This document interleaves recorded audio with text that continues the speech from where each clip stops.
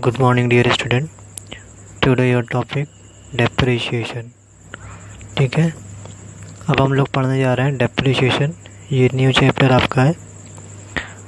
तो डेप्रिसिएशन का मतलब क्या होता है? डेप्रिसिएशन का मतलब होता है कि कमी आना, मतलब कि कोई भी आपकी अगर एसेट्स है उसकी वैल्यू में जो आ रही है कमी, उसी को हम लोग क्या कहते हैं? डेप्रिसिएशन कहते हैं।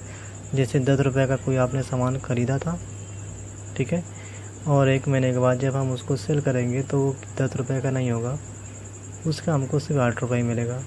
तो बीच का जो डिफरेंस है 2 रुपये, उसी वैल्यू को हम लोग क्या कहते हैं? डेप्रिसिएशन कहते हैं। ठीक है,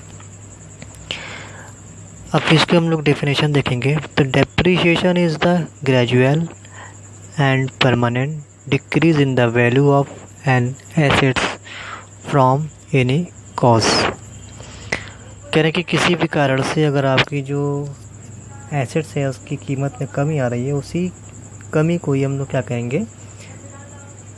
डेप्रिसिएशन कहेंगे, जो परमानेंट आपके एसेट्स के यूज़ होने पे कंटिन्यू होती रहती है। ठीक है, तो special feature of characteristic of depreciation. ठीक है, अब हम लोग समझ जा रहे हैं कि इसके फीचर्स एंड कैरेक्टरिस्टिक क्या है।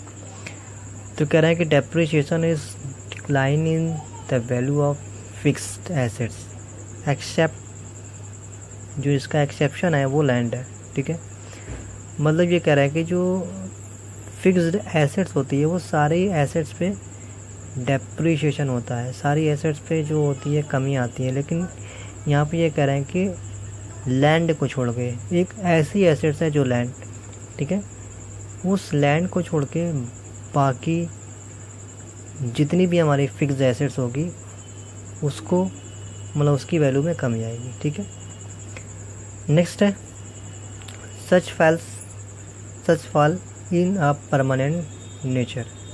ये क्या है? कोई भी फिक्स्ड एसेट का परमानेंट नेचर है कि उसकी कीमत जब हम जो है फर्म से या एजेंसी से मार्केट में ले आते हैं तो उसकी कीमत में जो है ये स्वभाव है उसका कि उसकी कीमत कम हो जाती है। ठीक है, once the value of an asset is reduce due to depreciation is can not be restored to be original cost. उसको हम लोग क्या, उसकी ओरिजिनल कॉस्ट में हम लोग उसको रिस्टोर नहीं कर सकते हैं। ठीक है, हम क्या करेंगे? उसको मेंटेन, मान लिया ख़राब हो गए तो मेंटेन करा दिए।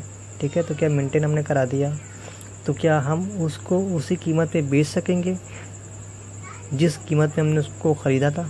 ऐसा नहीं होगा। ठीक है, उसकी कीमत हमने अगर कोई भी एसेट्स जैसे मशीनरी है, फर्नीचर है, ठीक है, कोई भी एसेट्स है उसको ख़रीदा था, मान लिया 10,000 रुपये में, हमने उसको यूज़ किया और अगर हम उसको बेचना चाहते हैं तो क्या हमें 10,000 रुपये मिलेगा? नहीं मिलेगा। ठीक है, कभी नहीं मिलेगा।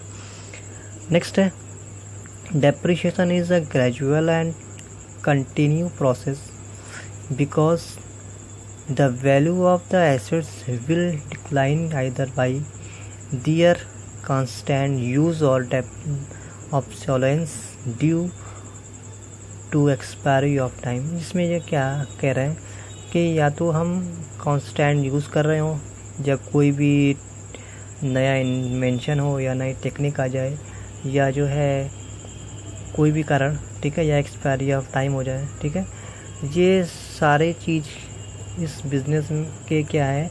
एक प्रोसेस होता है इसका। ठीक है, इसका एक स्वभाव है कि ये सारी चीज़ बिजनेस एसेट्स में जो है होती है। ठीक है, जैसे मान लीजिए हमने क्या किया, हमने कोई भी सिस्टम, मान लीजिए लैपटॉप हमने ख़रीदा। ठीक है, तो लैपटॉप हम ख़रीद रहे हैं, उसको यूज़ कर रहे हैं, तो उसकी